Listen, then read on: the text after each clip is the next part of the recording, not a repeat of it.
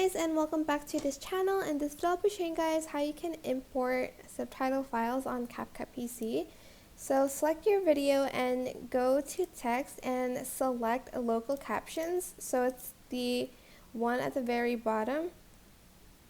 I don't know what that was. Anyways, I'm going to select import, and you're going to select the file that's written here, SRTLRCNASS, and then you're just going to basically add in the caption. You can also adjust the font as well here.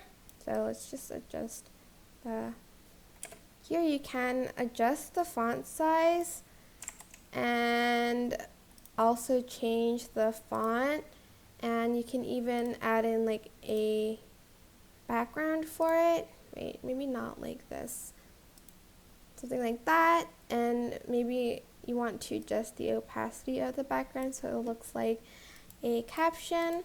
But that's basically it. I hope this tutorial was helpful for you guys. Don't forget to like, comment, share, and also subscribe to this channel if you haven't done that already. If you have any questions, just leave it in the comment section down below, and I'll try my best to answer them all for you guys. And if you found this video helpful, please click the thanks button above the description box down below. Thank you so much for watching. Bye!